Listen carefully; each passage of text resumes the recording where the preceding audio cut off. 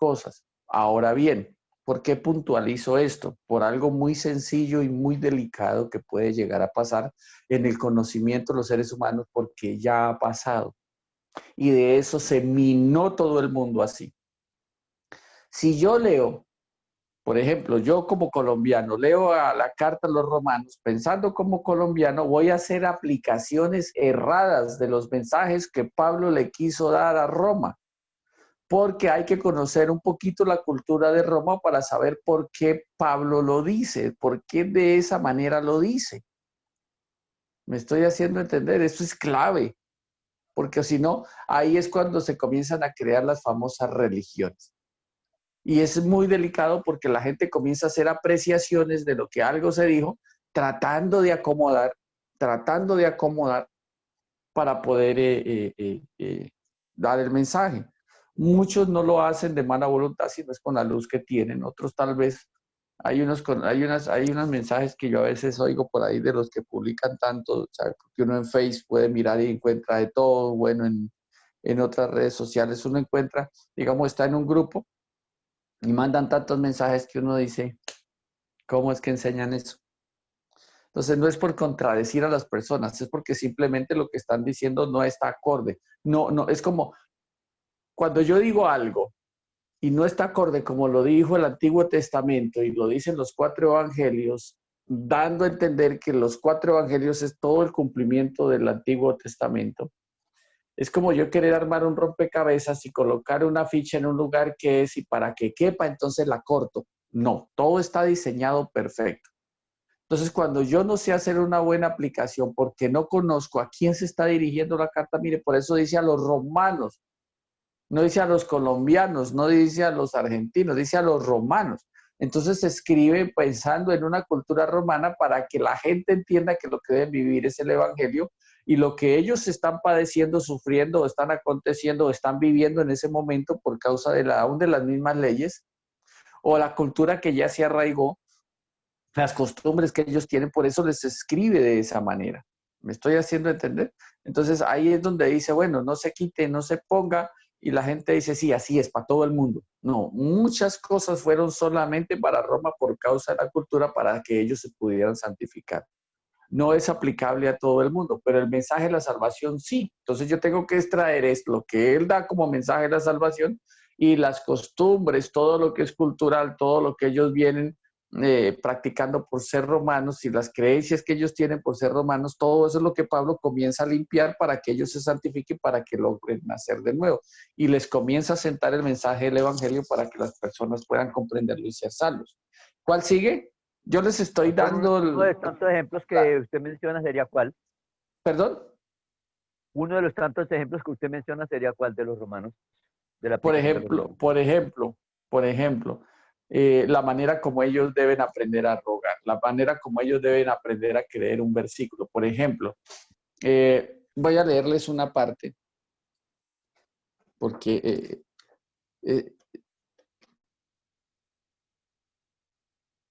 a ver, lo busco rápidamente. Vayan a Romanos.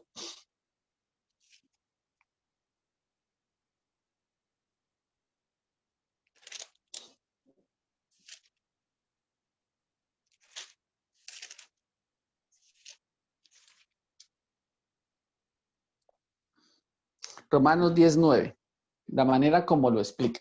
Y nosotros lo tomamos deportivamente. Ejemplo, Romanos 19 dice, claro que tienen que leerlo todo desde el capítulo 9 sería, donde habla de la justificación por medio de la fe. Entonces Pablo está hablando algo que en la justificación por medio de la fe, de lo que viene del antiguo pacto, justificados pues por la fe, tenemos paz para con Dios por medio de Jesús, pero la justificación por medio de la fe es de la fe, no por obras. Entonces Pablo lo que está explicando, por ejemplo, si ustedes van a parte de Santiago, ustedes dirán, bueno, pero dice que aquí nadie se salva por obras, y está claro que nadie se salva por obras. Pero cuando usted va a Romanos dice sí hay que hacer obras. Entonces, al fin, ¿que hago obras o no hago obras? Entonces pareciera contradictorio, no es contradictorio. Simplemente está diciendo Pablo, para que yo entienda, les está diciendo, porque ellos están acostumbrados a que tiene que haber, por ejemplo, ¿Roma en qué creía? En que todo tiene una evidencia. Si el César, digamos, en ese caso, todo lo que era a un Pilato, Herodes, todos aquellos que estaban en ese tiempo como gobernantes, ellos deberían tener la evidencia para que la gente creyera en ellos. Entonces, si vamos a ver la historia de ellos debían tener evidencias de hacer algo para que la gente creyera en ellos. Es muy diferente,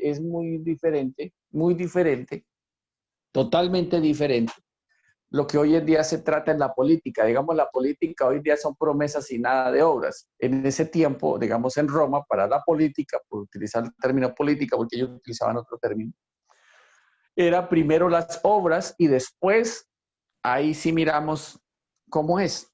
O sea, ellos no subían a nadie que no tuviera las capacidades de gobernar. Nosotros subimos a las personas, votamos por las personas sin saber si han gobernado sobre su propia casa o sobre un negocio.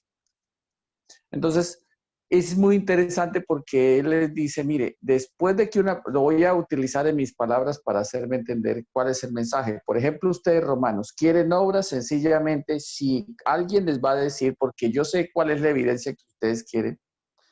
Por eso Pablo le dice, la fe sin obras está muerta. La fe sin obras está muerta. Pero en Santiago dice, no es por obras. Entonces, ¿cómo cuadramos este concepto? Pues sencillamente está diciendo, Pablo le está diciendo a Roma, aclarándoles algo para ellos, que para nosotros también es puntual sabiéndolo aplicar. Ejemplo, si usted ya nació de nuevo, si usted ya creyó en Jesús, tiene vida nueva, fue salvo, ahora vienen unas obras de justicia que evidencian que usted ha nacido de Dios. ¿Me estoy haciendo entender? Pero no les está diciendo como lo dice tal vez de pronto en Santiago cuando dice, mire, nadie puede gloriarse de que es por obras. Nadie puede sacar pecho que es que yo voy a la iglesia, yo oro, yo leo, entonces Dios está en la obligación de salvarme, no porque la salvación no es por obras. Pero después de ser salvo, le explica a los romanos, sí hay obras de justicia, pero a ellos se los explica por la connotación de conocimiento cultural que traen en cuanto a la política. Ahora en Romanos 19, lo que le decía el hermano Gilberto, que pregunta, dice, que si confesares con tu boca que Jesús es el Señor y creyeres en tu corazón que Dios le levantó de los muertos, serás salvo. Porque con el corazón se cree para justicia, pero con la boca se confiesa para salvación.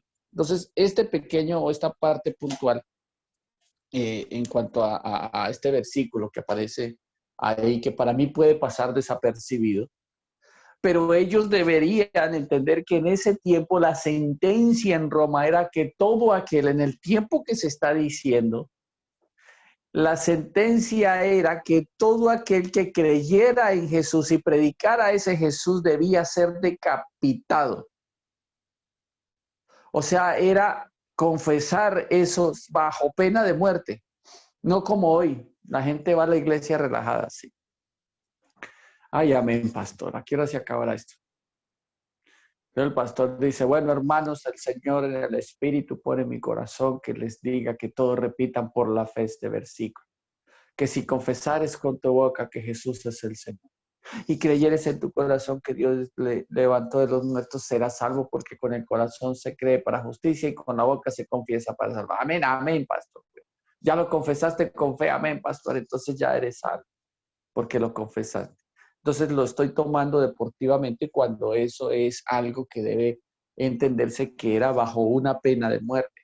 Entonces, para poder entender por qué se dice así en ese tiempo, o sea, yo debo también entender que estoy diciendo algo que debo creer. Y estas personas deberían estar dispuestas a morir por esa fe y por lo que han creído. Tremendo eso. Entonces, hay muchas más, pues, me demoraría mucho, pues, la forma como él lo explica. Por ejemplo, él porque le tiene que explicar a ellos que el evangelio para los gentiles es un regalo, que más gracia hay sobre el pueblo gentil que sobre el pueblo judío. Les explica que también ellos son el remanente, también les dice la manera como ellos puntualmente deben entender quiénes son. Ustedes eran la no amada, que ahora es la amada. Ustedes eran el otro pueblo, que no era pueblo, pero viene a ser llamado pueblo. Ustedes son las ovejas del otro redil. Ustedes son el remanente.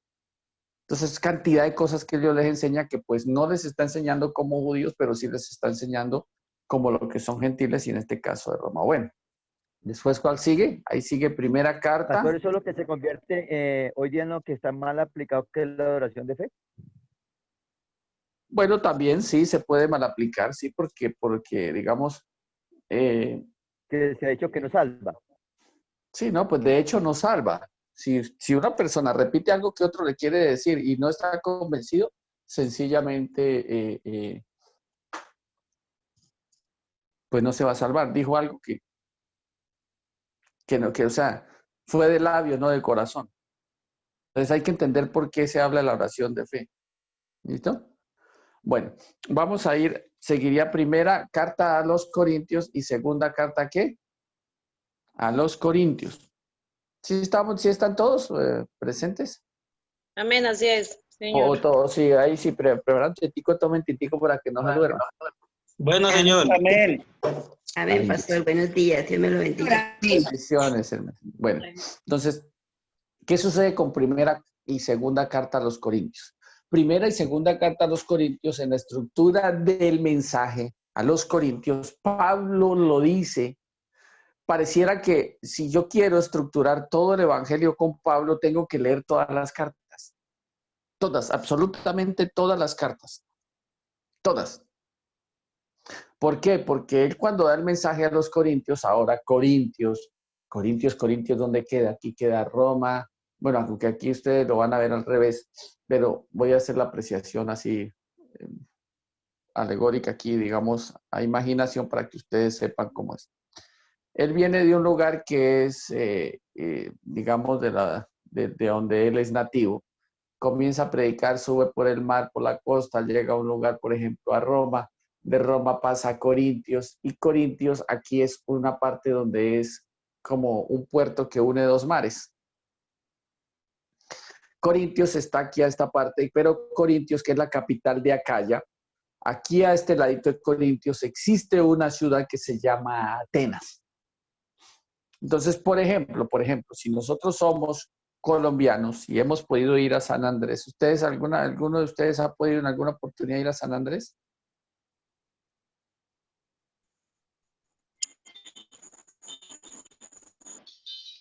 Bueno, Santa Marta, Cartagena. no, cuando vamos a San Andrés, por lo general el idioma ya se tiene Yo sí, no, arraigado pastor. bueno, algún día con la ayuda de Dios. Pero, por ejemplo, las personas que han ido dicen, wow, pero aquí hablan mucho inglés. Esta gente entiende mucho inglés, demasiado inglés, por causa de las personas que lo visitan. ¿Me estoy haciendo entender?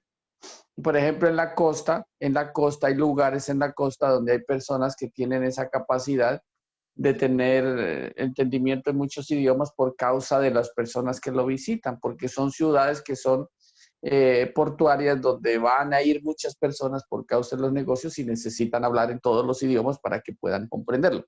Entonces, Corintios, al ser la capital de Acaya, tiene una estructura de un conocimiento en cuanto a ciencias. Ellos, si ustedes miran Corintios, Pablo utiliza un lenguaje muy fino, muy rebuscado, muy intelectual para dar a conocer cosas. Luego, pues claro, Dios enloqueció la sabiduría del mundo con el Evangelio.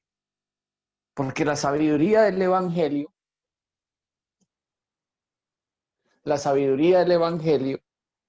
es aún a las personas que tienen, es locura. Pero él les explica de una manera muy técnica.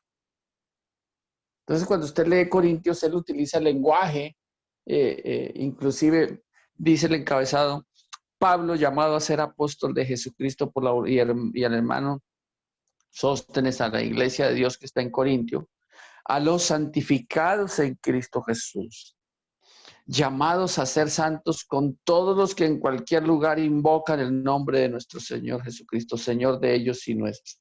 Gracia y paz de nuestro Padre y del Señor Jesucristo. Bueno, entonces comienza a mirar que en la otra parte, en el verso 10, comienza a decir, os ruego pues, hermanos, por el nombre de nuestro Señor Jesucristo, que habléis todos una misma cosa. ¿Por qué? Porque ellos tienen la costumbre, como corintios, a fijarse y a seguir a alguien. O sea, ellos creen mucho en el liderazgo. Si ustedes miran, ellos siguen mucho los líderes, las personas que causan efecto, que tienen la capacidad de influenciar a otros. Los siguen. Entonces ellos siguen mucho eso porque a Corintios le fascina el conocimiento, o sea, el saber las cosas bien. Por eso dice ahí, mire lo que sigue. Que todos habléis una misma cosa, que no haya entre vosotros divisiones, sino que estéis perfectamente unidos en una misma mente, en un mismo parecer, porque he sido informado acerca de vosotros, hermanos míos, por los de Cloé, que hay entre vosotros contiendas. Quiero decir que cada uno de vosotros dice, yo soy de Pablo, yo soy de Apolo, yo soy de Cefas, yo soy de Cristo. Entonces comienza a explicarles que así no, o sea, aquí no se trata de pelear con el conocimiento y de lo que sabemos ni apreciaciones filosóficas. Entonces él comienza a corregir todo eso, quién era Cristo y el poder del Espíritu Santo sobre las personas para entenderlo. Y que simplemente ellos eran colaboradores de Dios en cuanto a la predicación del Evangelio. Entonces él tiene que ubicar primera y segunda carta a los Corintios, les arregla un poquito el traje, él puntualiza un poquito en algún momento dado lo del traje, que inclusive muchas personas cuando escribe, ejemplo, se escribió que el hombre vista como hombre y la mujer como mujer. Entonces hoy en día se le colocó un traje específico a la mujer y un traje específico al hombre. Claro que el hombre no tanto, pero la mujer sí, sobre todo la mujer.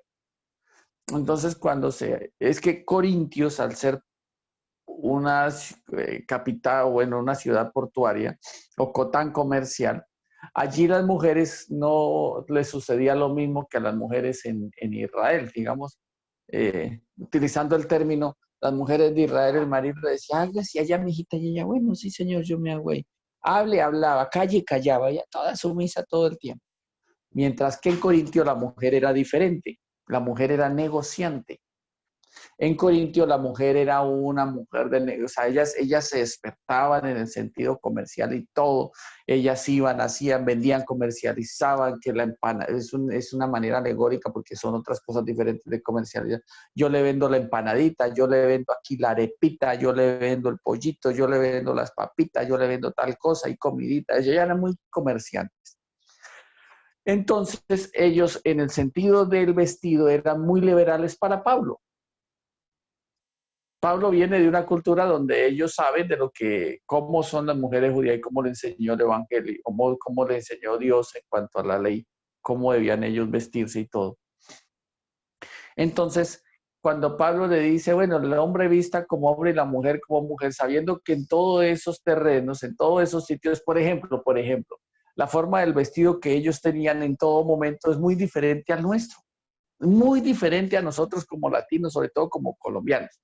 Aquí en Colombia, si uno va a Bogotá y allá ve a todo el mundo con chaqueta, algunos no, pero casi siempre se usa chaqueta, abrigo, saco. Pero si vienen a una ciudad como Ibagué, por ahí 2 de la tarde, no creo que les aguante la chaqueta. Entonces va a cambiar totalmente la estructura del vestido. De pronto aquí se puede utilizar un vestido más suelto, más escotado, un traje, puede ser no una camisa con mangas, sino una camisilla de tiritas que utilizan las mujeres por causa del calor. Tal vez allá en Bogotá se usan pantalones leggings largos, aquí pueden utilizarse shorts o pueden utilizarse bermudas, qué sé yo, pantalonetas. Allá todo el mundo es raro el que salgan chanclas o sandalias. Aquí la gente sale con chanclas o sandalias porque la cultura es totalmente diferente. Es diferente el tamal de tolimense. Es diferente el tamal tolimense al tamal bogotano o al tamal rolo. Totalmente diferente. Sí, es totalmente diferente. Cambian las estructuras. Por ejemplo, ¿quién habla? El hermano Jesús, estoy mal por ahí. Aquí estoy. Sí. ¿Usted recuerda cómo es? Ayacas, es que se llaman por allá también. Ayacas, ¿de dónde son? ¿De qué parte del llano es? Del llano y de Santander. Pero las hallacas es como un tamal diferente, pero ese no es tan cuadrado, sino como rectangular, ¿cierto? Alargadito, parece un insulso en el Tolima. Eso, entonces, aún dentro de nuestra Colombia cambia la cultura, en muchas cosas, en comida, en términos, en acentos. Entonces, imagínense, y nosotros somos colombianos, pero ¿de dónde salieron los acentos? Eso es lo que nosotros a veces no sabemos. Entonces, la cultura de conocimiento de ellos La mujer, por ejemplo, la mujer judía usaba el traje hasta aquí. Aquí. O sea, solamente se le veía, porque hay personas que están diciendo que están en sala de espera. De pronto se están aquí, bueno. Ya. Entonces, dice que en el caso de las mujeres judías debían tener la túnica hasta acá, hasta adelantico de la rodillita de acá de la mano. Entonces, aquí debía ir el traje de la mujer judía, hasta ahí debía ir cubierto. Si mostraba la mitad del brazo, para ellos era desnudez. ¿Sí me hago entender? No significa que hoy en día, por lo que estoy enseñando, que el pastor enseñó que ya podemos casi que andar con trajes, mostró, no. Recuerden que Jesús enseñó que el traje debe ser casto, debe ser modesto y debe ser respetuoso en todo lugar. Y más para presentarse uno en una congregación, a una dirección de culto, aún para congregarnos para el Señor. El traje debe ser muy honroso delante de Él. Pero lo digo es para que nosotros entendamos que ellos tenían, digamos, una estructura de conocimiento y Pablo lo que estaba buscando en sí era santificar a esta gente, pero darles al conocimiento para que ellos se sintieran también agradados en el sentido de cómo debían vestirse. Por ejemplo, todos usaban túnicas. Por ejemplo, los soldados romanos. En Roma los soldados romanos usaban una especie de falda de cuero. Y no por usar falda dejaban de ser hombres. ¿Me estoy haciendo entender? O los escoceses que tienen en Escocia ya ellos utilizan falda, pero no por eso dejan de ser hombres. Entonces la estructura del vestido ha dañado muchos conocimientos en cuanto a que hace tambalear la fe de la gente cuando literalmente nosotros podemos comprender qué tan importante es el por qué les está hablando Pablo a ellos cuando dice el hombre vista como hombre y la mujer como mujer. Entonces, si los dos usaban túnicas, ¿cuál era la diferencia? Eso es lo que hay que puntualizar en la parte cultural. Entonces, hoy en día se hizo una apreciación de ese mensaje, porque así lo dijo Pablo, entonces lo aplico a Colombia, aquí exactamente al Tolima. Entonces, a partir de hoy, haga o no haga calor, todos van a usar chaqueta en el Tolima. Y el que no use chaqueta es pecado. Y así se sentó y los fieles creyeron así y ahí se formó una religión. Entonces, Corintios está lleno de muchas cosas que Pablo tiene que ir corrigiendo. Por eso dice las pocas cosas. Por ejemplo, cuando ellos entendieron lo de la cena del Señor, capítulo 11. Capítulo 11, la cena de primera carta a los Corintios en cuanto a la cena del Señor. Ellos creían que era una cena, era como decir, de cena vamos a hacer arrocito, vamos a hacer un huevito, un pedacito de pechuga, unas papitas a la francesa, rico, un cafecito en leche, una almojábanita y nos lo vamos a comer. Y esa es la cena del Señor. No, eso no era la cena del Señor. Pero ellos creían que era así porque para ellos la connotación de cena era muy diferente a la connotación de cena el día que estuvieron los discípulos allá. Por eso el apóstol cuando comienza a explicarlo dice, porque yo recibí lo que así mismo os he enseñado, que el Señor Jesús la noche que fue entregado tomó pan y lo partió y lo repartió y después de haber dado gracias le dijo, toman y comen, esto en mi cuerpo que por ustedes es partido, hagan esto en memoria de mí. Después igualmente, después de haber cenado, tomó la copa. ¿Sí ven?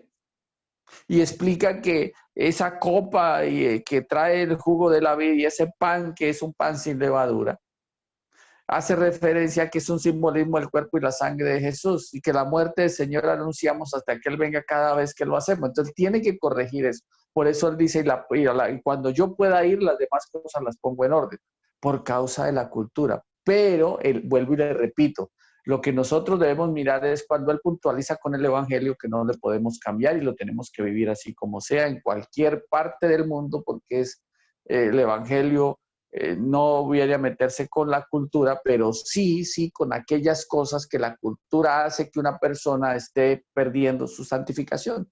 Entonces es lo que hace Pablo con Corintios. Entonces tiene que mandar 2 cartas porque, lógico, ellos tienen unos conocimientos muy amplios de todo. Tienen un bagaje de conocimiento en ciencias grande por causa de Atenas. Esto en el sentido de que, vuelvo y repito, el Evangelio debe quedarse como es. Y tanto en Israel como en Roma, como en Corintios, decir mentiras es pecado. Y eso debe quedar puntualizado. Bueno. ¿Cuál sigue? Señor. En cuanto a el mismo libro de Corintios que se refiere a los sacrificados a los ídolos, Gálatas. ¿eso aplica para nosotros? Bueno, lo sacrificado a los ídolos es porque, miren, aquí hay una parte que también es necesario entender. ¿Por qué dice que lo sacrificaba a los ídolos? Porque Atenas tenía muchos semidioses, demasiados semidioses. Digamos, note que Atenas como tal es la capital de la filosofía. Atenas ha afectado tanto en el conocimiento que hoy en día, por ejemplo, nosotros somos, mire de dónde somos, estamos hablando del otro lado del mundo y nosotros estamos aquí al otro lado del charco. Y de varios charcos. ¿Cómo es que nosotros aprendemos filosofía? Y aprendemos de pensadores como Platón, Aristóteles, como Renato Descartes, ¿sí? Filósofos que fueron de ellos. Entonces nosotros hemos aprendido, por ejemplo, en los colegios, en filosofía a partir de 10º y 11, y aún en las universidades todavía se enseña un poquito de mitología. Entonces esa mitología que uno estudia o que le hacen obligatoriamente, esos son conocimientos que vienen desde allá. O sea, ese conocimiento fue tan bien recibido en el mundo que hoy en día se enseña como ciencia. Por ejemplo, es que un filósofo dijo, si pienso, luego existo. Uy, profundo. Estamos vivos y podemos pensar. Entonces son cosas que a nosotros nos tienen así como son muy curiosas en el sentido de los, digamos, de la enseñanza para nosotros. Y obviamente cuando habla en Corintios, por ejemplo, en el caso de esta parte de los sacrificados a los ídolos, es porque ellos tienen demasiadas creencias en ídolos. Entonces ellos sí sacrifican a los ídolos. Esta comida es dedicada a fulano o a fulana. Entonces, porque allá no solamente levantaban dioses hombres, sino diosas mujeres. Entonces los sacrificaron. Pero eso está muy bien escrito, puntualizado y explicado. Porque dice que se hace por motivo de con todo lo que se ha sacrificado a los ídolos, que ustedes sepan, no se lo coman. No se lo coman. Pero lo que no se ha sacrificado a los ídolos, lo que no, por ejemplo, si este pan, que es pan aquí, pero se sacrificó a los ídolos, no se lo coman. Pero si va usted a la casa de un hombre que es pagano y usted ve que eso no es más por motivos de conciencia, usted se lo come. Entonces eso se llama adquieran madurez espiritual. Pero lo sacrifica. Por ejemplo, aquí en Colombia, yo recuerdo que alguna vez iba yo por un sitio y alguien me regaló algo. Y era una cosita de las famosas artesanías o de los cacharros que nombran en algunos lugares. Entonces son unas cositas que hacen de dulce de azúcar, que son blancas. Y en algún momento a mí me gustaron porque pues uno de pelado uno come eso y nosotros comíamos mucho con mis hermanos, a veces comíamos con leche. Entonces, recuerdo el nombre es alfondó, que le decíamos los famosos alfondó, que son unas cositas blanquitas, negras, blancas como una bolita, son dulces. Y también a veces vendían unas cositas de caramelo, que eran cuadraditas, y también nos gustaba comer. Entonces, cuando llegaba el cacharro, mi mamá iba y hacía mercado. Entonces, como nosotros vivíamos en una finca en el campo a 15 minutos, nos llevaba esas cositas. Y mi mamá sabía que pues nos llevaba el dulce, pero dentro de las cositas había una estatuilla. Y a veces había una estatua o sea, como una fotico de una virgen. A veces había, pues allá en mi pueblo era de un Santo Cristo. Bueno, en fin, así de algún santo tenía.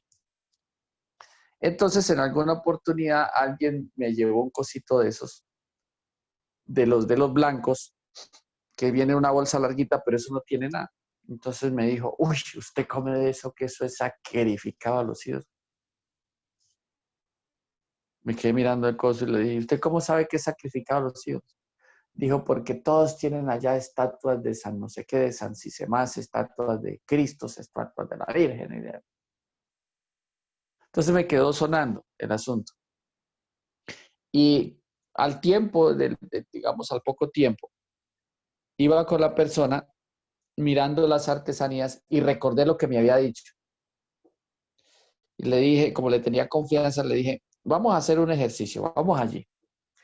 Entonces llegué y le dije a una señora, ¿a cómo son esos cositos? Me dijo, a tanto. Y le dije, una pregunta, ¿usted a quién dedica eso?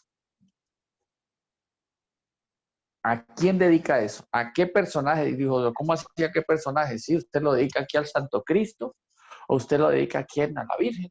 Dijo, no, yo se lo compro a tal persona que viene y me lo trae, a mí lo que me interesa es la plata. Entonces le dije, pero esto no está en ningún santo. Entonces llegó y me mostró un billete y dijo, sí, a este santo. Pero era el que estaba en la figura del billete. Entonces le decía, se da cuenta, esta gente ni siquiera sabe qué es un ídolo. Entonces me dice, ¿cómo que no? Esta gente, mira, eso es puro paganismo. Bueno, es más, para quitarle la idea a la cabeza me fui para el otro lado. Y hablé con una señora que yo conozco, que tiene puestico. Entonces, hablando con ella, le dije, una pregunta, doña fulana, para usted, ¿quién es su ídolo? Dijo, ay, no, mi ídolo es Vicente. Le dije, ¿se da cuenta? Esta señora ya canonizó a Vicente. Esta gente ni siquiera sabe qué es un ídolo. Corintios sí. ¿Me estoy haciendo entender?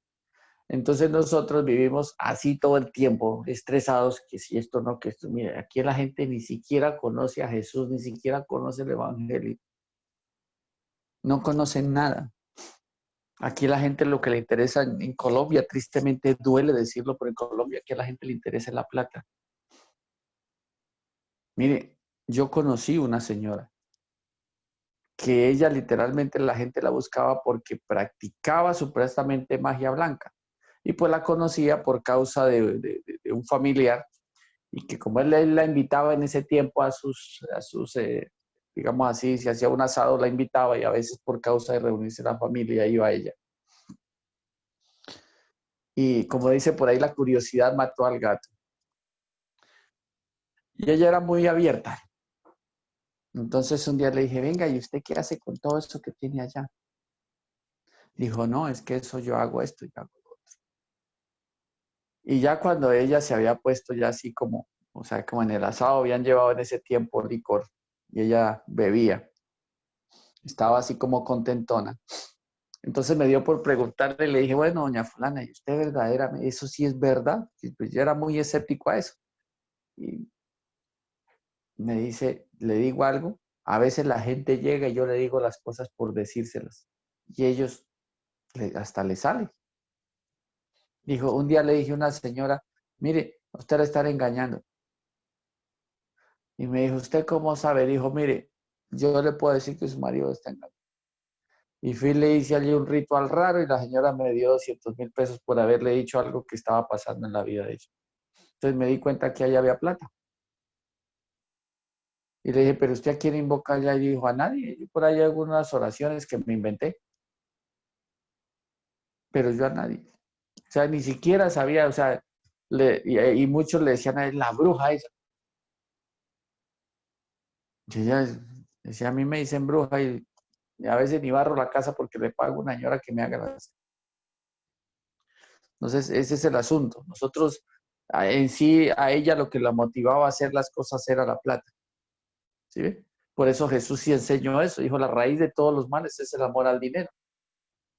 Así de sencillo. A veces los colombianos han utilizado las estatuas, han utilizado los santos para hacer sus fechorías. O sea, los utilizan. Ni siquiera los veneran, los utilizan.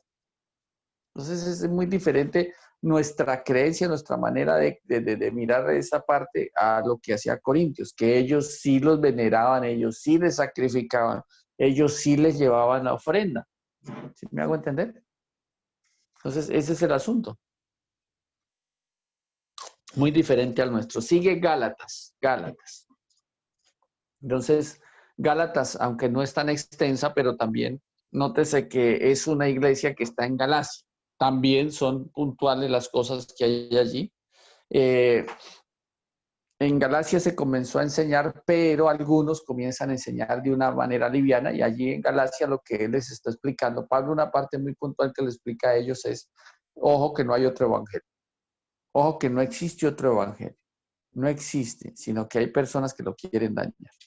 También les explica él acerca de la necesidad de santificarse, digamos, de por qué él también tiene ese ministerio a los gentiles. Les explica un parte muy puntual de lo que es el pecado y los pecados en sí. Les puntualiza, cuidado con volver a la esclavitud. No se vuelvan a la esclavitud. No significa que no funcione el evangelio, sino que ustedes están en una parte donde están siendo convencidos, pero no es que no funcione. Entonces él les explica las obras de la carne y las obras del espíritu y por qué ellos pueden alcanzar las promesas. Por eso les explica de Gálatas 3:15, donde habla de la maldición de la cual Cristo ha redimido por medio de ser crucificado para el beneficio a los judíos y para el beneficio a los gentiles, para que ellos crean en esas promesas y se hagan acreedores, entonces, o sea, beneficiarios. Esta es la de Éfeso, también hay que mirar la cultura de Éfeso, la de Filipos, ya vienen lo que son las de Colosas, las de Tesalónica. La Tesalónica le utiliza 2 cartas también. Timoteo ya es una carta personal. Note que las otras son dirigidas a iglesias y las otras son cartas personales. Entonces, ¿de dónde Pablo le escribe a Timoteo? ¿De dónde era Timoteo pastor? Tito, ¿de dónde era pastor? Todo eso hay que aprender a entenderlo. Filemón también es otra manera donde él escribe a Filemón. Después de Filemón sigue el famoso Hebreos. Hebreos es una carta literalmente a los hebreos.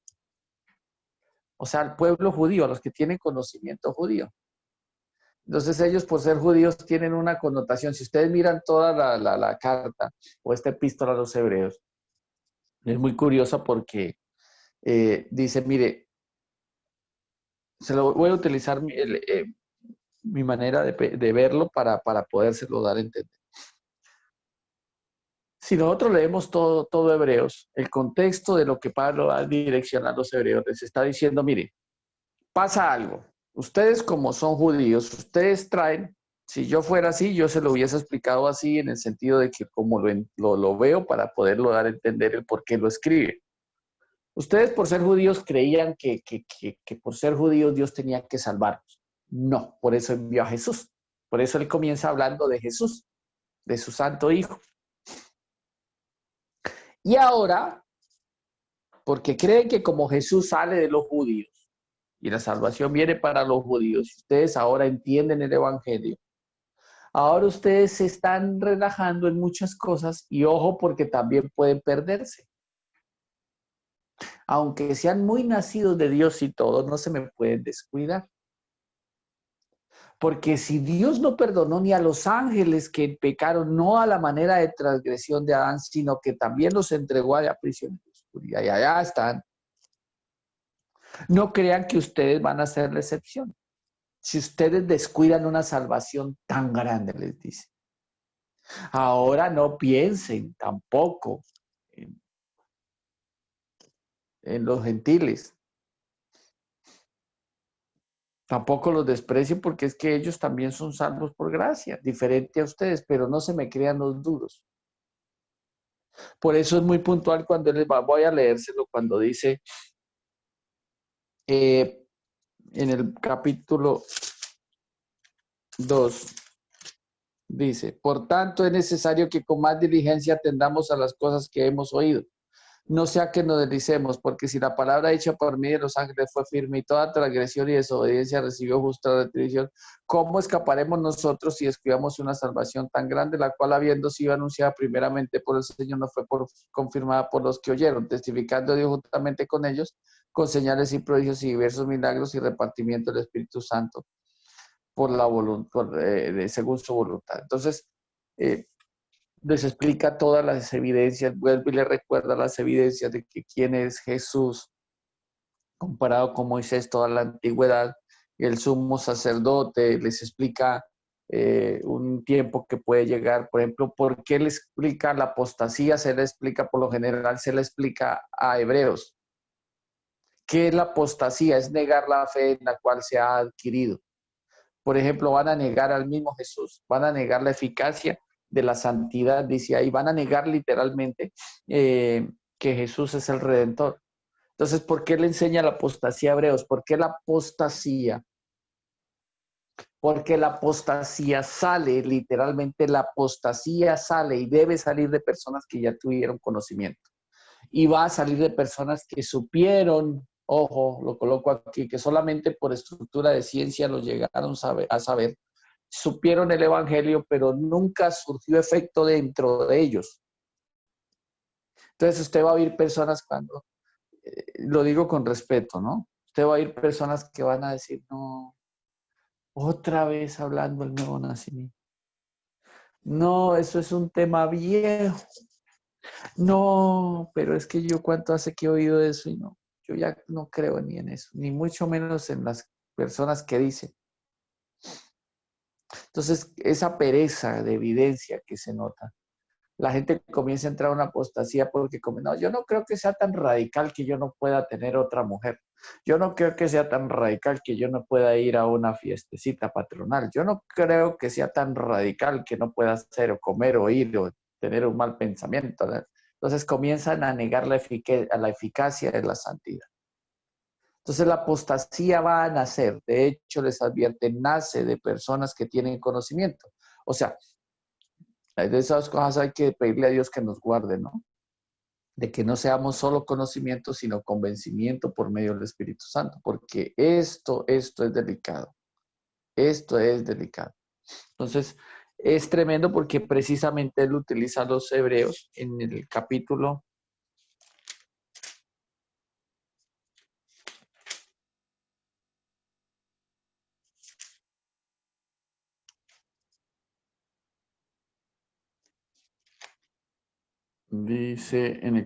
5, verso 11 en adelante.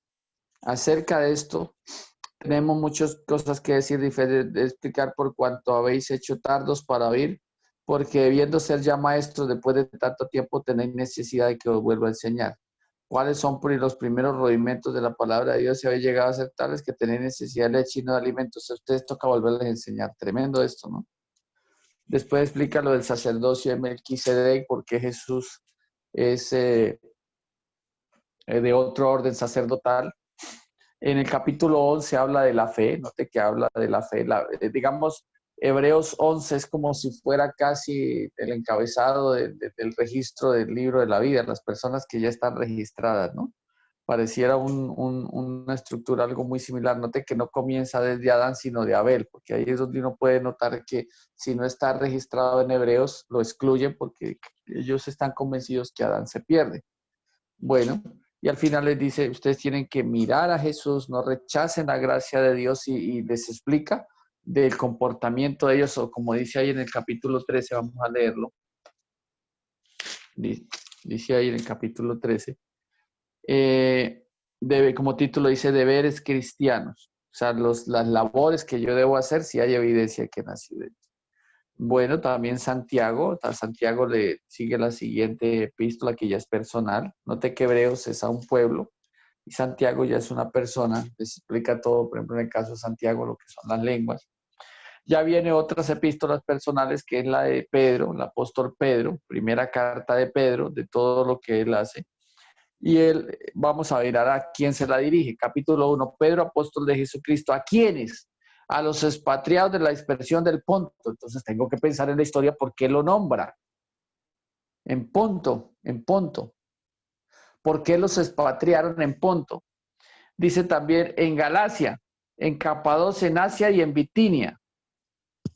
Elegidos según la presencia de Dios Padre en santificación del Espíritu para obedecer y ser rociados con la sangre de Jesucristo, gracias. O sea, note que él les dice, por favor, perseveren, aunque ustedes sean de otro lugar, perseveren. ¿Por qué él tiene que dirigir la carta a los que están en el Ponto, a los que están en Galacia, Capadocia, en Asia, en Bitinia? ¿Por qué?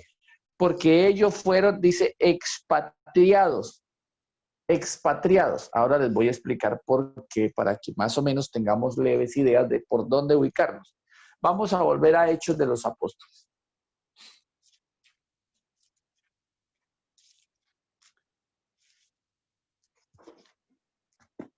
En el capítulo 2.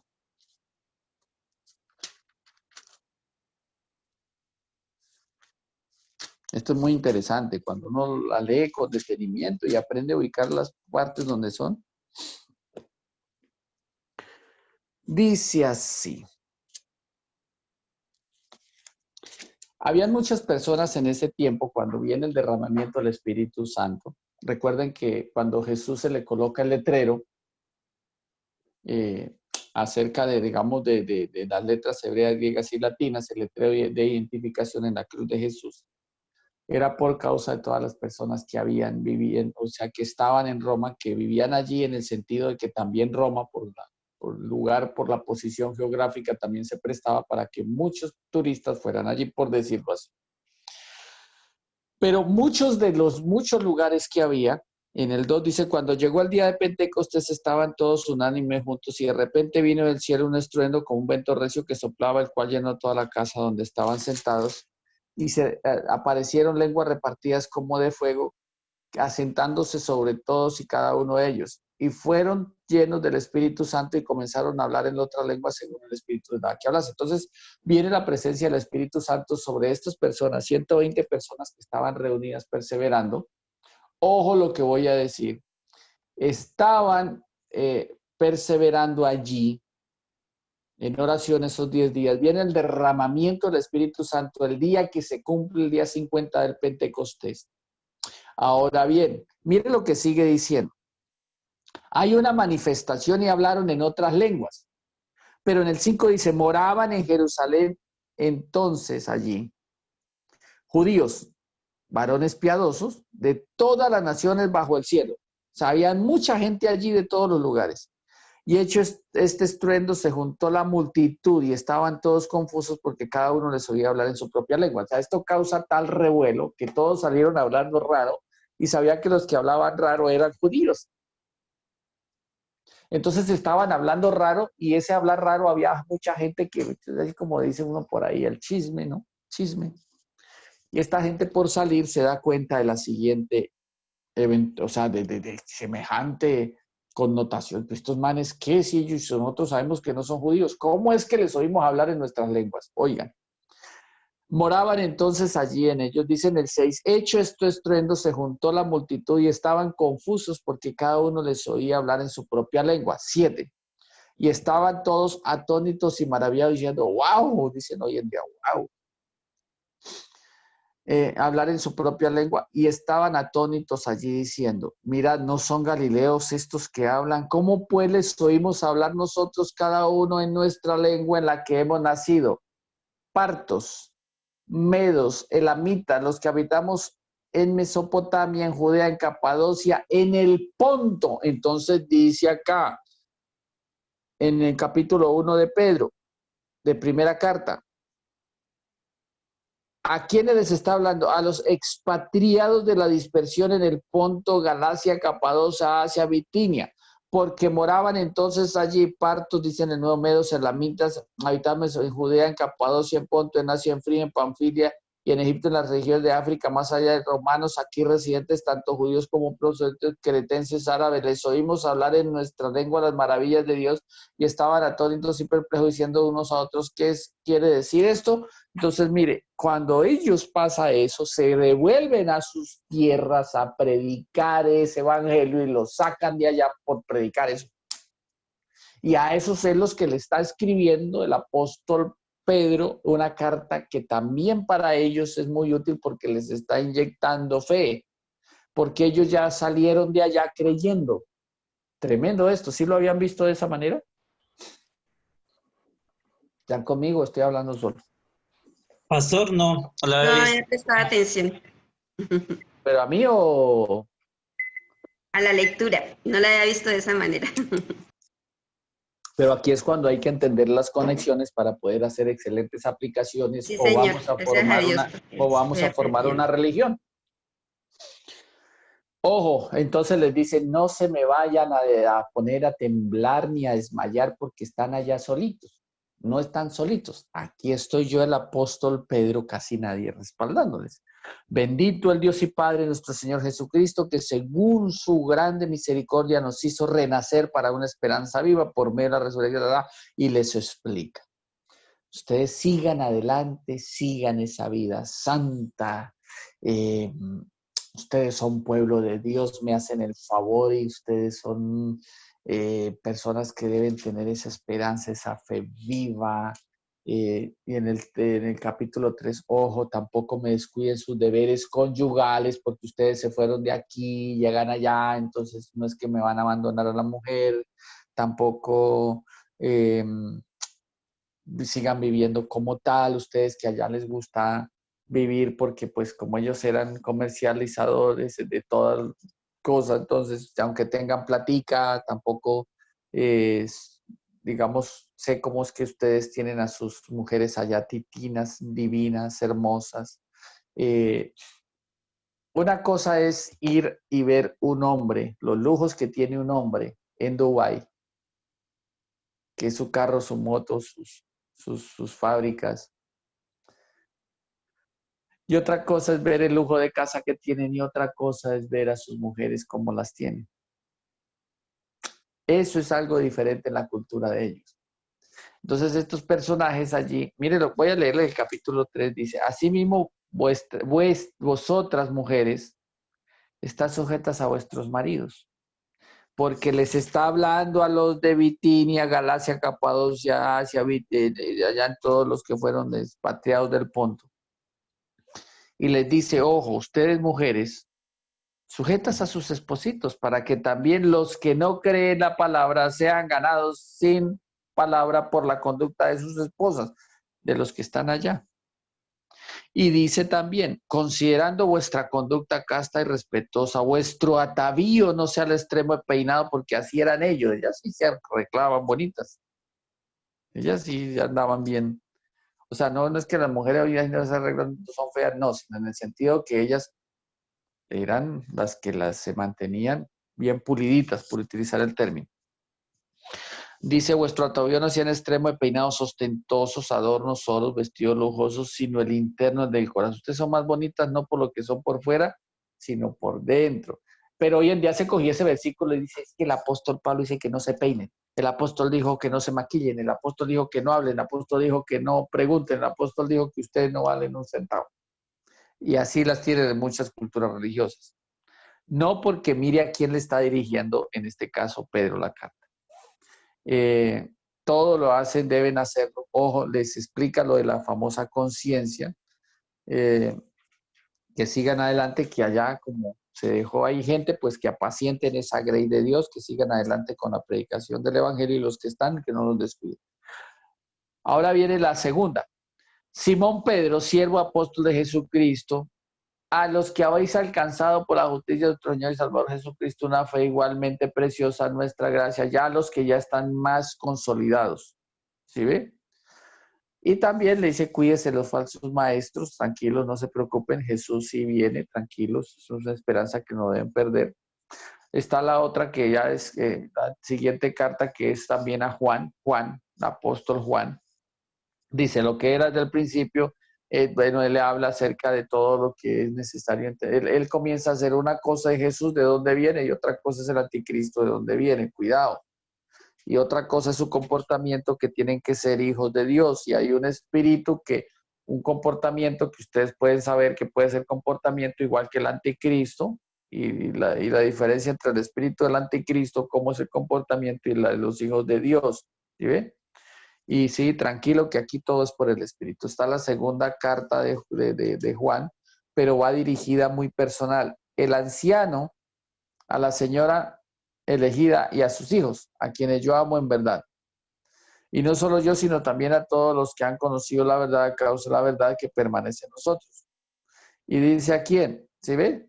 Entonces es muy cortica, pero es muy personal, ¿listo? También está la tercera, Juan tiene tercera. Y ya se la escribe el anciano Gallo, el amado, a quien amo en verdad, ya sabemos a quién. Está también la epístola de Judas, que no es Judas Iscariote, sino Judas Tadeo, uno de los discípulos, digamos que también hay ahí, que pues según la estructura también muchos han concordado que parece que es lo más seguro.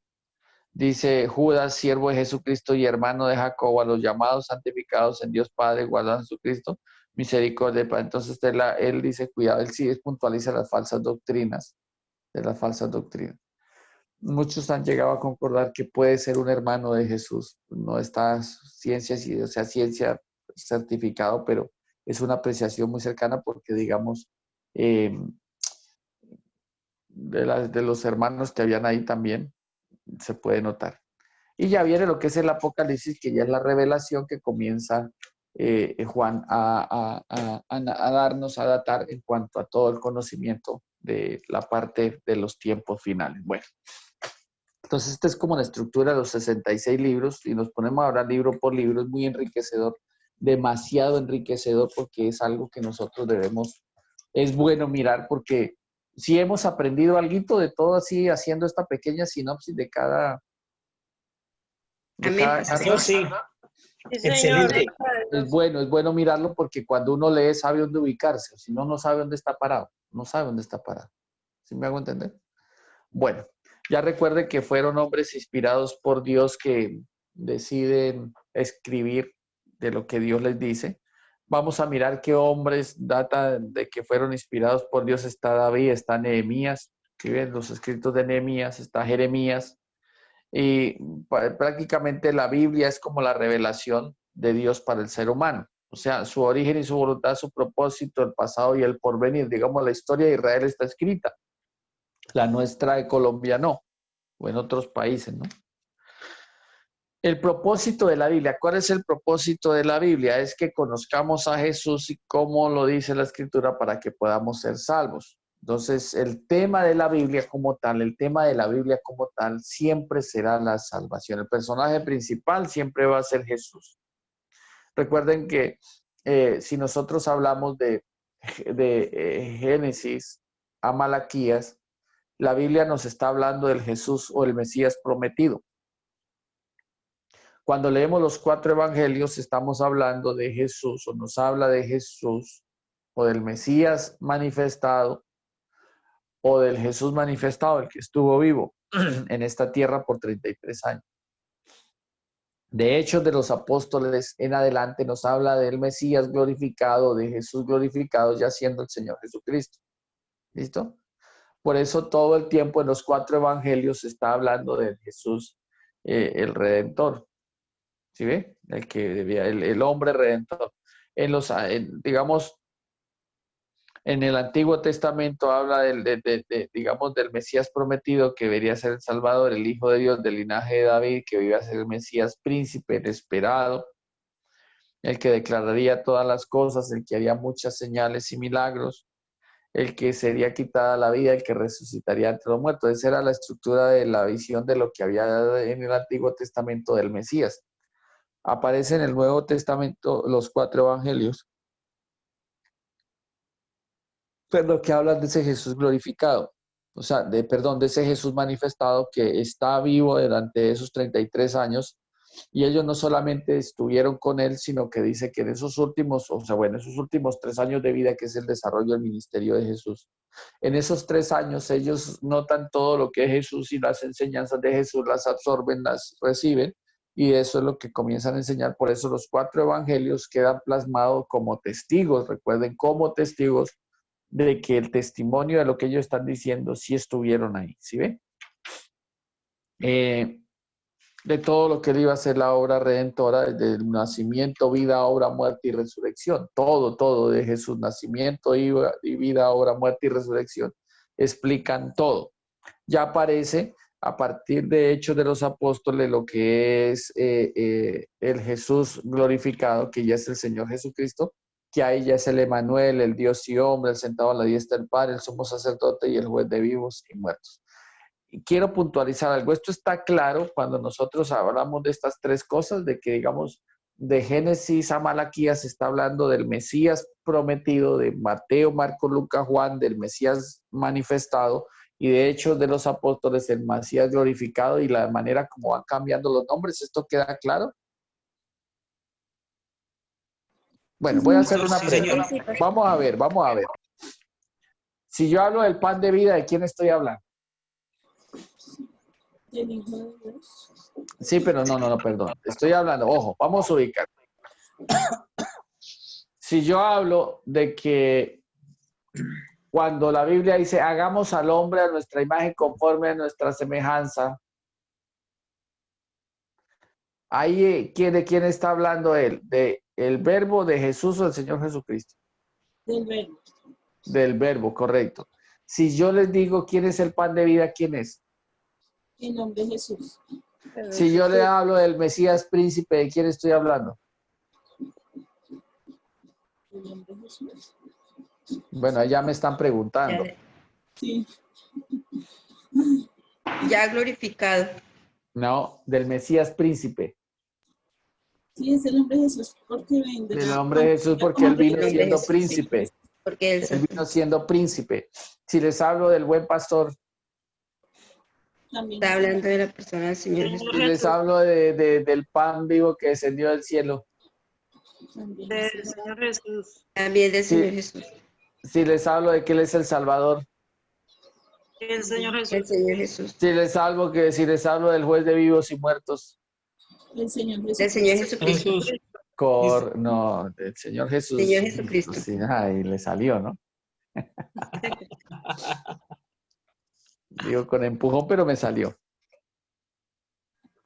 Pastor, buenos días. Perdón, Buenos si me días. se podría repetirme, qué pena, el pedacito donde dijo, es que lo dijo rápido y no alcancé a anotar. Génesis a Malaquías, las tres distribuciones, ¿a qué se refiere? Ah, ok, bueno. Recuerden que cuando yo repito ya cobro 5,000. No molestando.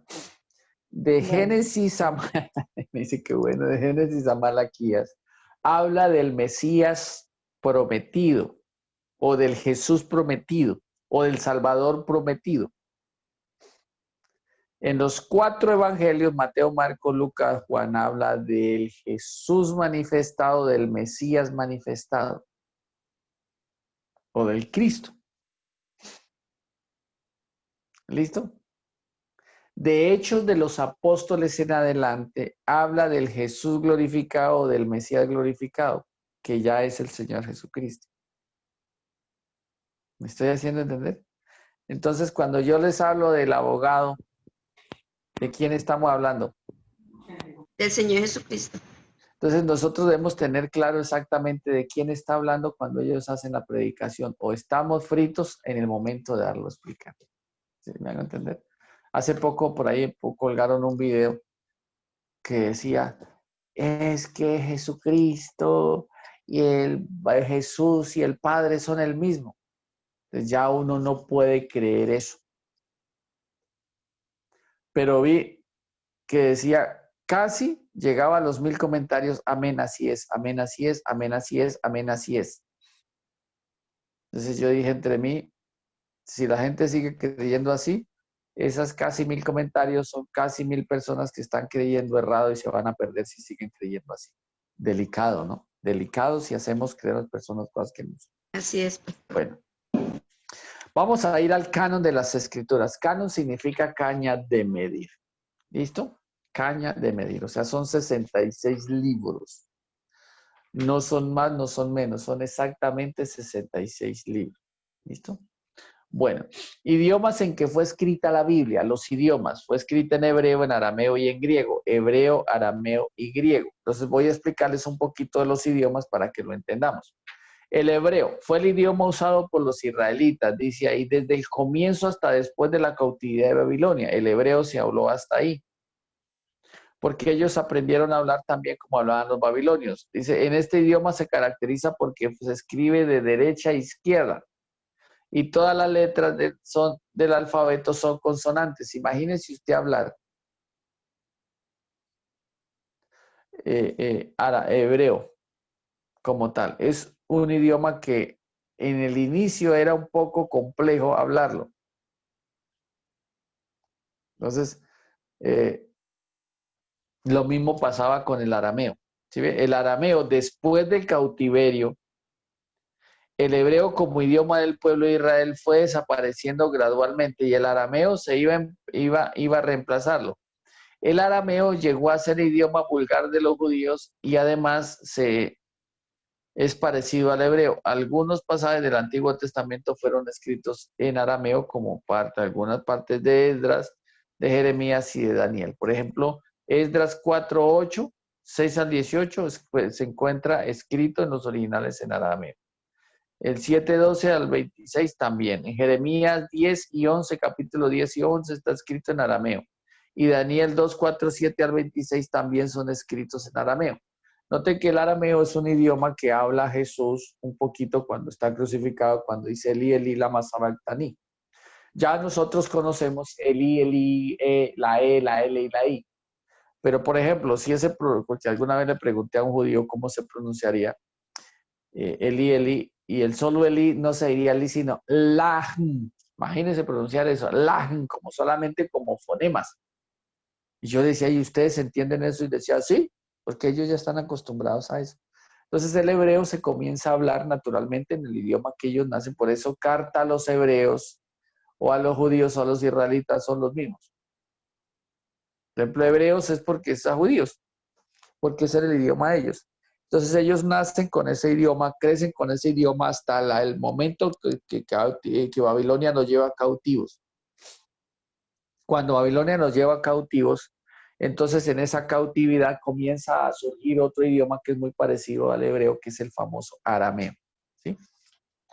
Ahora, el griego es un idioma que aparece también escrito en la Biblia. ¿Por qué se escribe en griego? Porque el tiempo en que se escribe, la mayoría, por ejemplo, en el tiempo de Jesús era el idioma literario del mundo civilizado. Todo el mundo hablaba ese idioma y universalmente conocido como tal, como hoy en día el inglés. Y se usó como medio para transmitir nuevas ideas religiosas. En el Antiguo Testamento fue traducido al griego por 70 ancianos de Alejandría, que es la famosa versión de la Septuaginta, o la versión de los 70, que es de donde se saca también el inicio o el arranque de la Reina Valera. Pero estos idiomas son los que permanecen para que se note que es muy espectacular estudiar esto. ¿Por qué? Porque, digamos, estudian las raíces, el griego estudia todas las raíces de las palabras, Por ejemplo, ustedes que son de la generación de la guayaba en su mayoría, que aquí hay algún millennial, los que me tocó, el curso que tengo yo.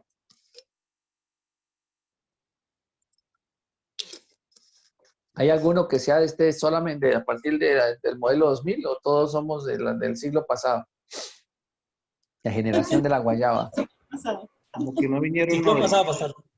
Sí, ahí sí no, hay nadie, eso ahí sí, todos somos del siglo pasado. Bueno, ustedes recuerdan una película no, sino una serie que por ahí había de Chespirito, ¿sí recuerdan? Sí, señor. Claro, pastor, yo crié con eso. Sí, pastor. Uy, Alejita, ya estás como la panela.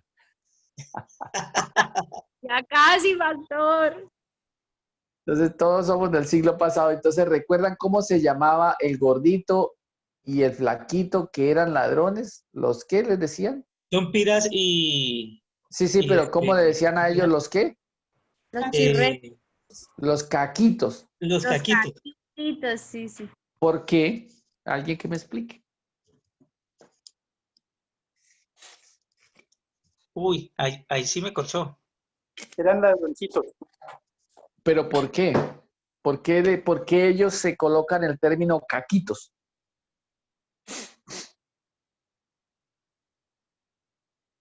Porque en el griego cacos es malo. ¿Sí ve? Exactamente. Entonces el que le puso el término los caquitos sabía la raíz etimológica de las cosas. ¿Sí ve? Por ejemplo, cuando ustedes leen o aprenden griego, que hay griego clásico y hay griego koine, aprenden la raíz etimológica de las cosas. Es muy espectacular porque usted aprende todas las derivaciones que de ahí vienen todos los idiomas. Es único, o sea, fue bien hecho. Por eso hay partes de que cuando se traduce al griego es espectacular porque se guarda, cuando se traduce la versión de los 70, se traduce guardando la fidelidad de los escritos originales, porque pueden sacar las raíces de las cosas. Por eso dice del griego tal. Por ejemplo, ustedes han visto que en las funerarias hay un hombre que prepara los cuerpos, que le saca los líquidos, que prepara todos los cuerpos, que le dicen el famoso tanatólogo. ¿Se han oído ese término? Sí, señor. Sí, y tanatos es muerte. ¿Sí ve? Ese es el que prepara a los muertos para echarlos a la tumba, el que los embellece para meterlos a la tumba. Entonces, cada término tiene una raíz. Todo tiene una raíz del griego. Todo tiene una raíz de arranque de allá. Entonces, ¿por qué uno tiene que citarlo? Para evitar de decir cosas que no son. Para evitar de decir cosas que no son. Entonces, por ejemplo, la palabra fornicación del griego, ¡uf! Espectacular como lo traduce en el sentido de la explicación, ¿no? ¿No? Que significa que la fornicación es espectacular aclarando, ¿no? Pero eso es algo que nosotros debemos aprender también a entender por qué fue escrito en esos idiomas. Bueno, materiales que se han usado. Materiales que se han usado. Se ha usado la piedra, pues de hecho los 10 mandamientos fueron escritos en tablas de piedra. Se ha utilizado el cuero, se ha utilizado el papiro, el pergamino. El papiro o el cuero es, digamos, usado, digamos, en los monasterios de Qumran a orillas del Mar Muerto. Allá se ha utilizado mucho este famoso cuero, lo estiran. Es más o menos tiene 6 metros, o sea, 6 metros de largo por 40 centímetros de ancho, y ahí escribían y los enrollaban. Eso, en los museos de Jerusalén, eso están todavía escritos allá. El papiro también se escribió en papiro. En papiro es una caña que crecía en el Nilo, es una especie de, digamos, se me fue el nombre de esto, era como parecido a un papel calcante. Y también se utiliza para escribir. Eso, el papiro aparece, o sea, se utilizó mucho en el siglo II, más o menos, después de Cristo. Está también en pergamino. El pergamino, ¿sí saben por qué se llama pergamino?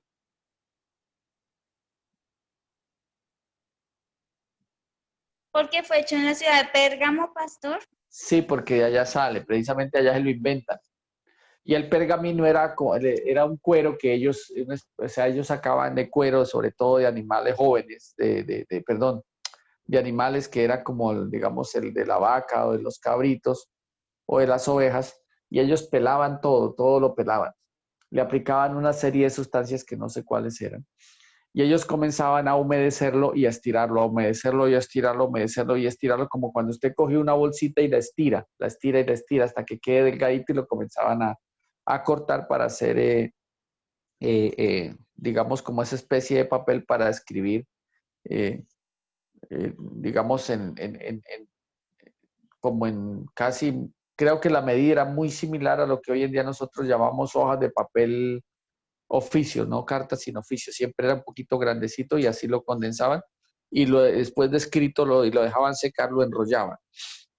Entonces, cada vez que se han inventado estas maneras de plasmar un escrito, es por el solo hecho y fundamento de que no se borre. También existe otro que es la famosa vitela, que la vitela sí se hace, ella sí, literalmente de pieles de animales que son jovencitos, o sea, que sacrifican jovencitos, que mueren jovencitos, sacaban, y ya ellos lo podían hacer un poco más, era un poco más delgado que lo que hacían con el pergamino. Y ya pues cuando aparece China, ya cuando, digamos, es el siglo VIII, que los chinos, sí, el siglo VIII, cuando ya aparece la imprenta, cuando aparece, digamos, el papel, lo sacan, ya sabemos nosotros de dónde sale el papel, ¿cierto? De la corteza literalmente de los árboles. Entonces ya los chinos es los que, tantas cosas que inventan, que a ellos les debemos que se hayan inventado el famoso papel.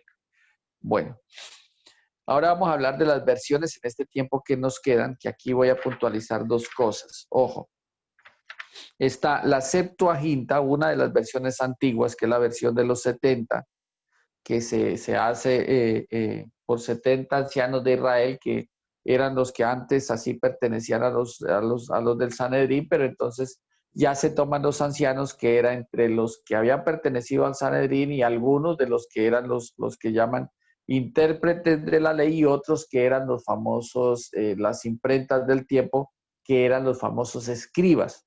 Los famosos escribas eran aquellos hombres que sabían, tanto que transcribían la Biblia que se la sabían de memoria. Entonces los enclaustran, los meten en un claustro o en una piecita cerrada con papel y lápiz, por utilizar el término, y le dice: escriba todo lo que usted sabe de la Biblia.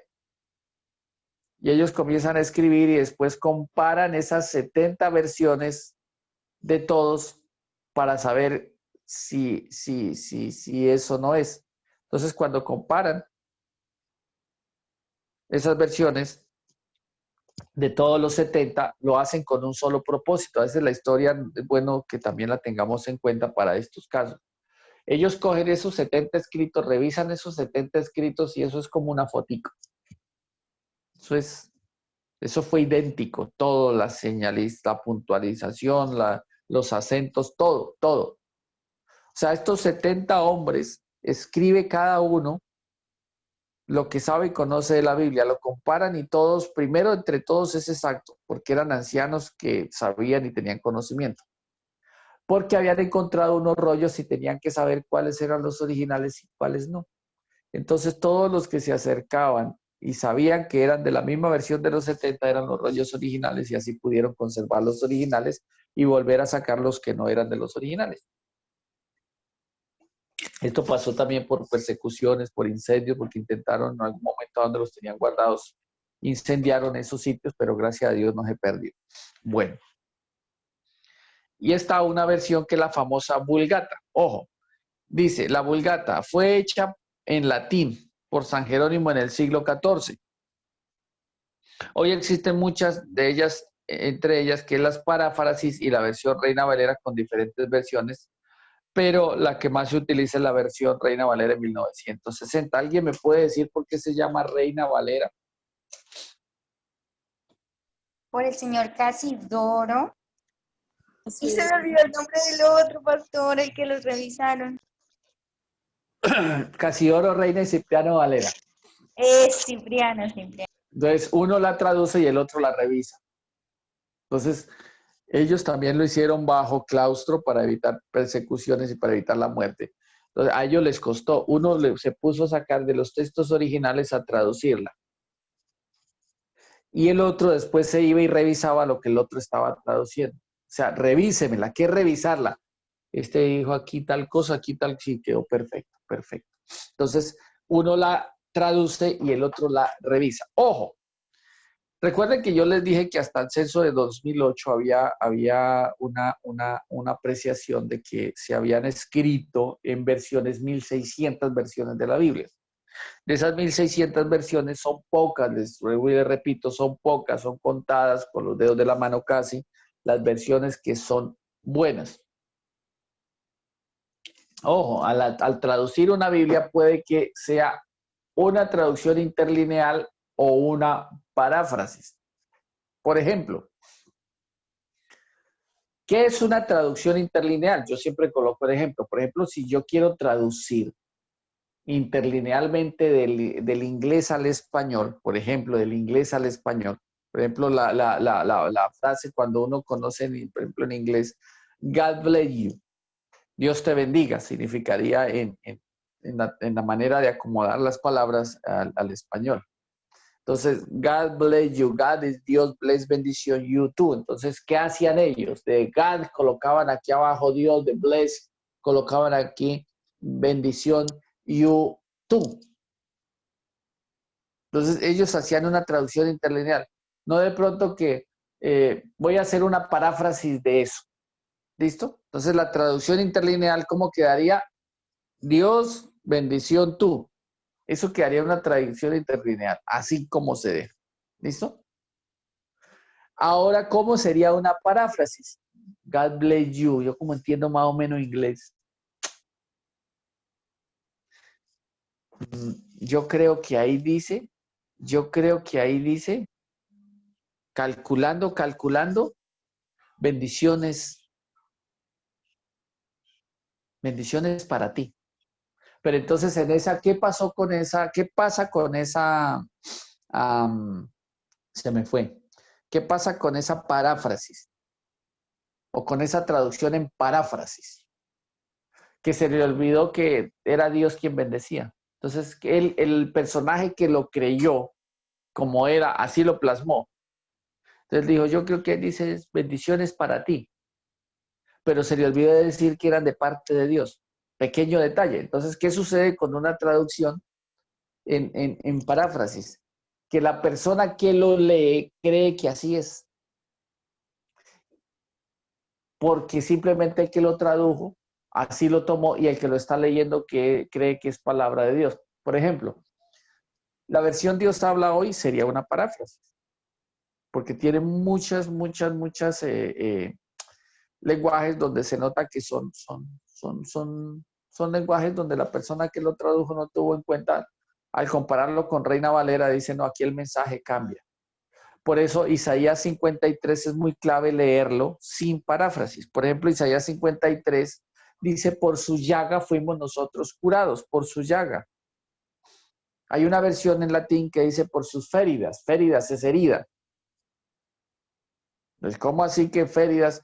No, una herida es diferente a una llaga. ¿Sí ve? Una herida es, por ejemplo, me corté y me cogieron puntos y me unieron. Eso es una herida. Una llaga es como si me hubiese caído, me hubiese raspado y no tengo piel. O sea, no hay de dónde unir. Por eso la Biblia dice que por sus llagas fuimos nosotros curados. O sea, que cada herida se fue convirtiendo en una llaga hasta que su cuerpo fue hecho una sola y grande llaga. Por eso dice que fue desfigurado en los hombres su parecer. Por eso fue necesario colocarle el letrerito a la cruz. Si nosotros no entendemos que es llaga y no herida, por eso, ¿qué pasó cuando alguien leyó que era una herida? Entonces quiso hacer una estatua o una representación de Jesús, entonces lo muestra solamente con la corona de espinas, uno que otro golpe por aquí en los cachetes, sangrando un poquito lo de la corona de espinas, raspados los codos, raspadas las rodillas, muestran solamente los clavos, los huequitos de los clavos en sus manos y esos pies, y una herida aquí en el costado, pero no lo muestran como literalmente es, porque así lo leyeron. Entonces, ¿qué sucede cuando se hace una traducción en paráfrasis? Puede cambiar totalmente el mensaje de lo que se quiso decir. Imagínense, si la cultura nuestra cambia tanto.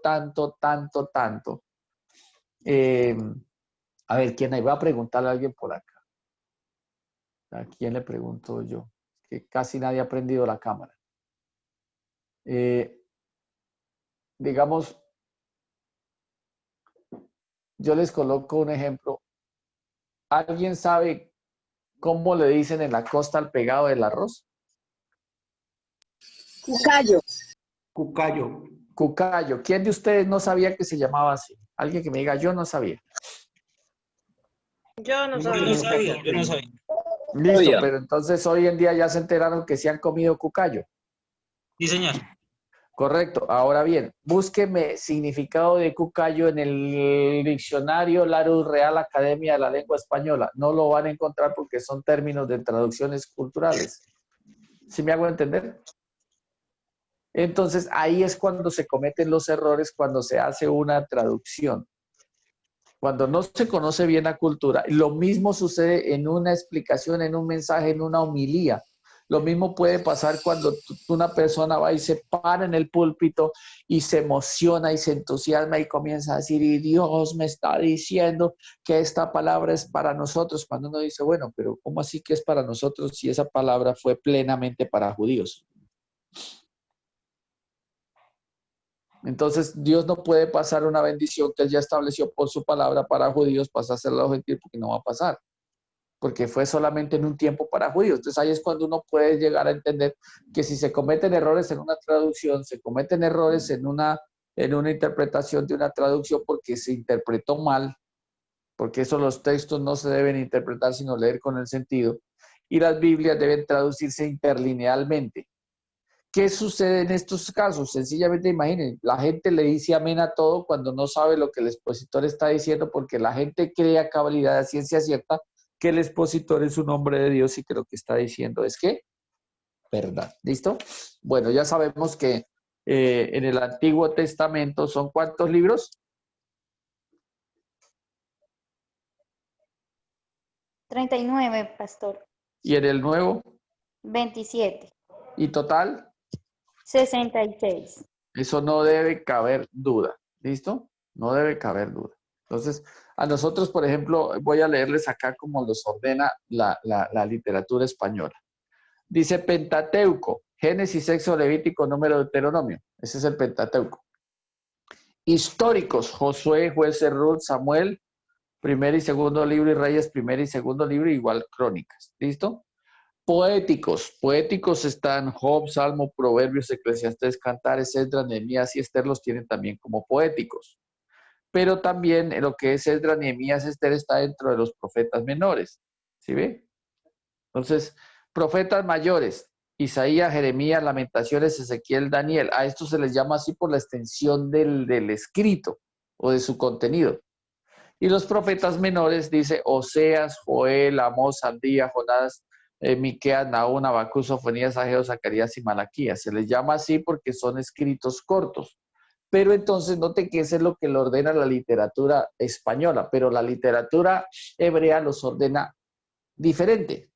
Por ejemplo, la literatura hebrea, los que tienen algo de poesía o de lírica, son los famosos mejillot, que llaman los rollos los mejillot, que están Salmos, Proverbios, Eclesiastés y Cantares.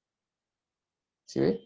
Pero ellos los llaman que son los mejillot, que son, para nosotros serían los poéticos. Ahora, los profetas no los tienen ordenados como mayores o menores. Para la literatura hebrea los llaman, son los profetas exílicos y los podexílicos. Antes y después del exilio, así los toman.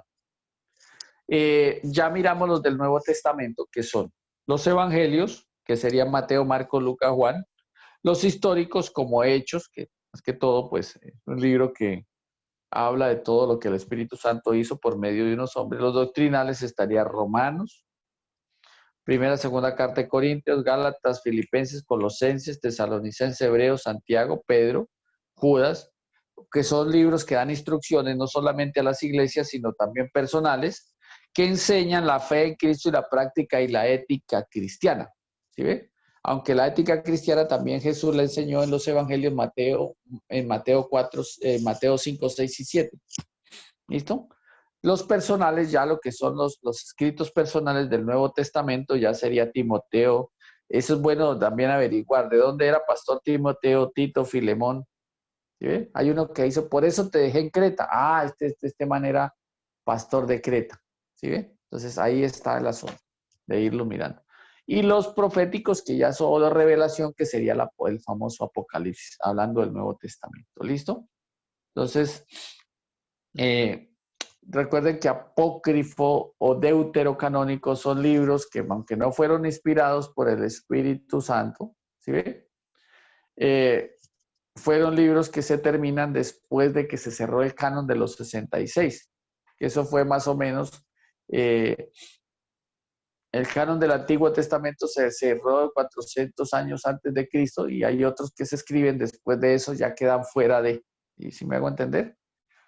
Por eso los deuterocanónicos están entre ellos Tobías, Barú, Macabeos, todos ellos que fueron escritos después de, ¿listo? Entonces se cerró el canon, los ancianos de Alejandría, de allá, bueno, en Alejandría antes eran otros, pero entonces ellos ya determinaron que hasta cierto punto eran los libros, y cierto número eran los libros porque hasta hay ideología que son los esenciales y los perfectos para salvación y vida eterna.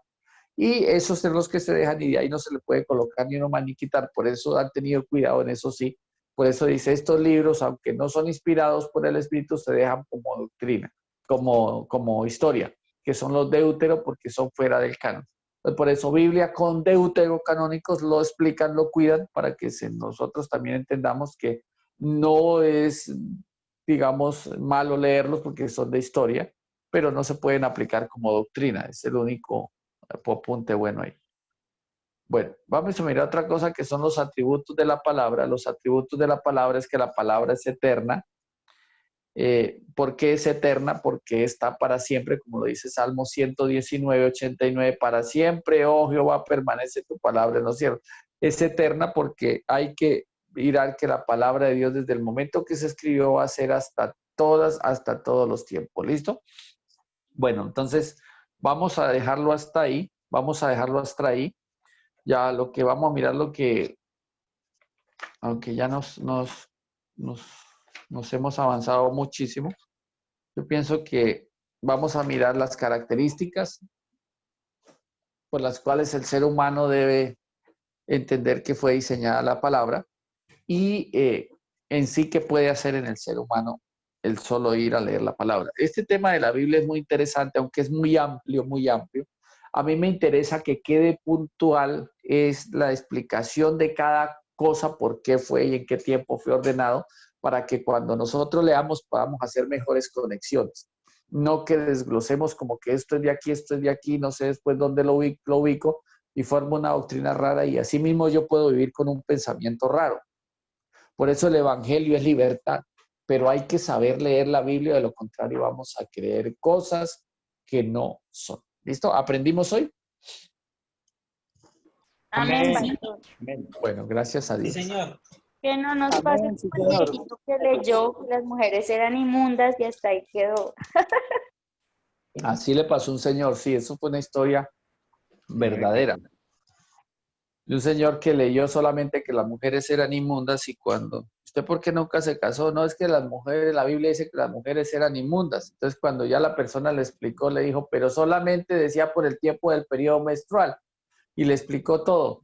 Entonces cuando lo entendió dijo, uy, de las que me perdí entonces. ¿Y sabe cuándo lo entendió? 60 años después. Cuando ya no tenía fuerza, no, friegue. Muy desaplicado. Sí, y nosotros podemos, mire, nosotros mismos a veces vivimos. ¿Cuál es el digamos así, el resultado erróneo de no saber leer la escritura? Entrar en religiosidad. Ese es el resultado erróneo. Y el evangelio no es religiosidad, el evangelio es libertad porque es puro. ¿Me estoy haciendo entender? Pero una mala interpretación hace que el ser humano se crea cosas raras. Se crea cosas raras. Y una mala interpretación también puede la gente llegar a ser muy liviana en el evangelio. Entonces, eso es lo que nosotros debemos. Hay que leerlo con libertad y hay que aprender a asimilarlo como es, acomodarme a él y vivirlo como él me dice con toda la libertad. Amén. Bueno. Pastor, una pregunta. Sí, señor. Usted nos dijo que podíamos descargar ¿qué Biblia? Una Biblia que usted nos dijo. Descargar la celobiblia. Sí, usted no, pero usted nos dijo al comienzo de algo que, o sea, pues y de un libro de historia hebrea. Ah, no. Yo le dije que podían descargar, hay un libro, creo que de pronto puede estar gratis, no sé. Sí. Pero usted puede buscar usos, costumbres y tradiciones de las tierras bíblicas. Usos, costumbres y tradiciones de las tierras bíblicas. Costumbres de la tierra. De las tierras bíblicas, dice ahí. Usos, costumbres y tradiciones de las tierras bíblicas. No recuerdo el autor, pero cada cosa tiene un versículo. O sea, el que lo escribió es porque conoce la cultura. O si no, bueno, es muy espectacular porque le abre los ojos. Por ejemplo, ¿sí sabe qué es una juntura? Cuando dice, entonces es como el que pone la mano en la pared y entre las junturas lo muerde una serpiente. Entonces, las junturas es la forma como ellos hacían las paredes y hacían las uniones. Entonces, entre una unión, una juntura es una unión. Cuando dice una unión, cuando dice, por ejemplo, cuando dice en Eclesiastés, cuando dice Salomón, y entonces me puse y miré y mirando por la celosía de mi casa, consideré a un hombre falto de entendimiento, a un joven. ¿Qué es mirar por la celosía? La celosía es algo. Una ventana, una rendija. Es como una rendija, pero hecha digamos así, como un ladrillo con huequitos. ¿Sí me hago entender? Un respiradero. Entonces, todos esos términos es bueno, como, por ejemplo, ¿por qué hay que guardar el día del sábado y cómo lo guardan ellos? Por ejemplo, hoy en día el que dice que guarda el sábado, pero no hace lo que dice, lo que son las 39 cosas que hay que guardar, si no las guarda, nunca guardó el sábado. Así diga que guardó el sábado, no lo guarda. ¿Sí ve? Y el Evangelio nunca nos llamó, jamás nos llamó el Evangelio, nunca nos ha llamado el Evangelio a que nosotros vivamos de los rituales, sino que vivamos de los mandamientos. ¿Sí ve? Entonces, la ley antigua fue diseñada para que la gente la viviera casi que obligatoriamente. Y los mandamientos hoy en día fueron diseñados para que yo los guarde por amor. Es muy diferente. ¿Sí nota? Entonces todo hay que aprenderlo, pero poco a poco lo vamos aprendiendo. Bueno, vamos a orar y quedamos despedidos.